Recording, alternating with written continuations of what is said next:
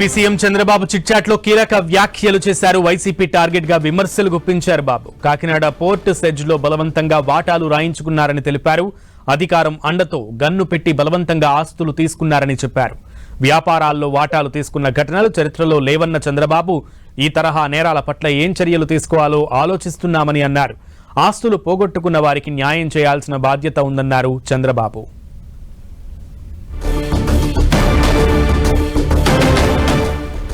చిట్చాట్లో AP CM Chandrababu కీలక వ్యాఖ్యలు చేశారు. గత ప్రభుత్వంపై నిప్పులు చెరిగారు. దీనికి సంబంధించి పూర్తి సమాచారం మా ప్రతినిధి రవిచంద్ అందిస్తారు. రవిచంద్.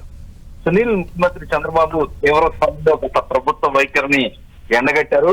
ముఖ్యంగా రోజు రోజుకి గత ప్రభుత్వ హయాంలో జరిగిన దురాగతాలన్నీ కూడా ఒక్కొక్కటి వెలుగు చూస్తున్నాయి.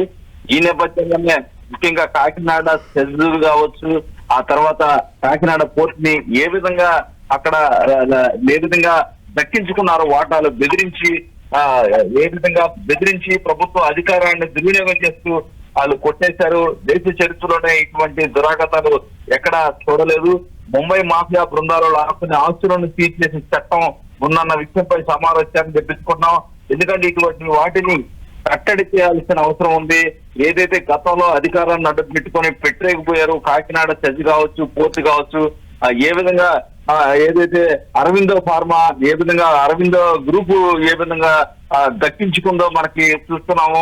ఏ విధంగా ఏదో అధికార అండతో గన్ను పెట్టి బలవంతంగా ఆస్తులు రాయించుకోవడం, వ్యాపారాల్లో వాటాలు తీసుకున్న ఘటనలు దేశ చరిత్రలో లేవు. కొత్తగా వెలుగు చూస్తున్న ఈ తరహా నేరాల పట్ల కొత్త చట్టాలు రావాల్సిన అవసరం ఉంది. ప్రభుత్వం కూడా దీని పట్ల తీవ్రస్థాయి ఆలోచన చేస్తున్నాము. ఎందుకంటే అవినీతి గురించి విన్నాం, కానీ ఈ విధంగా బెదిరించి వాటాలు రాపించుకోవడం అనేది ఎక్కడా చూడలేదని చెప్పి చంద్రబాబు తన అభిప్రాయాన్ని వ్యక్తం చేశారు. రాజకీయ నాయకత్వం అన్నతో నిశ్చిగ్గుగా తుపాకీ చూపించి మరి రాష్ట్రంలో వాటాలు రాకపోవడం ముందుకు ఎన్నడూ జరగలేదు. ఏదైతే ముంబై మాఫియా సంస్కృతి ఇక్కడ వస్తున్నట్టుందని కూడా తీవ్ర స్థాయిలో ఆయన అభిప్రాయపడ్డారు. అదేవిధంగా కాకినాడ పోర్టు సెజ్లో బలవంతంగా రాయించుకున్న వ్యవహారానికి సంబంధించి ఇప్పటికే సిఐడి దర్యాప్తు జరుగుతుంది. అదేవిధంగా భూ వివాదాల ఫిర్యాదులు కూడా టీడీపీ కార్యాలయానికి ఎక్కువ వస్తున్నాయి. వాటి సమస్య పరిష్కారాన్ని కూడా మేము చర్యలు తీసుకుంటున్నామని చెప్పారు. అయితే వాటిలో కొన్ని సాధ్యం కానివి కూడా కొన్ని వస్తున్నాయి. వాటిని ఏం చేయాలని కూడా చర్చిస్తున్నాం. కుటుంబ వివాదాల్లో జోక్యం చేసుకోలేకపోయినా అన్యాయం జరిగిన వారికి ఏం న్యాయం చేయాలో కూడా చూస్తున్నామని అభిప్రాయపడ్డారు. 2019 తర్వాత జరిగిన న్యాయబద్ధంగా జరిగిన అమ్మకాలు కొనుగోళ్లు తప్పుపట్టడం, రికార్డులు కావాలని మార్చినవి పరిష్కార మార్గాలు పరిశీలిస్తున్నామని కూడా ఆయన అభిప్రాయపడ్డారు. ఈ నెలలో రెవెన్యూ సదస్సులు జరుగుతున్నాయి. ఆ సదస్సుల్లో కొంత న్యాయం జరిపే విధంగా కూడా, ప్రజలకి న్యాయం జరిగే విధంగా కూడా మా ప్రయత్నాలు చేస్తామని కూడా ముఖ్యమంత్రి చెప్పడం జరిగింది.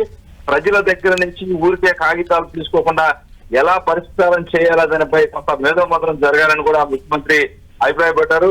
కొన్ని శాఖలకు సరిహద్దుల్లో మార్చే ఏ సమస్య దేని పరిధిలోకి వస్తుందో అర్థం కాని పరిస్థితి కూడా గతంలో తీసుకొచ్చారు. 22A లాంటి చిక్కుముడులు కూడా అనేకం ఉన్నాయని చెప్తున్నారు. ఎందుకంటే తమ మాట వినని వారి భూములను 22Aలో పెట్టి వివాదాలు సృష్టించింది గత ప్రభుత్వంలోనే. ఇవన్నీ కూడా జరిగాయని చెప్పి ముఖ్యమంత్రి తీవ్ర స్థాయిలో స్పందించారు. రోజువారీ పరిపాలన చూసుకుంటూ ప్రజల హామీలను నెరవేర్చాల్సిన ఓకే రవిచంద్, థ్యాంక్ యూ.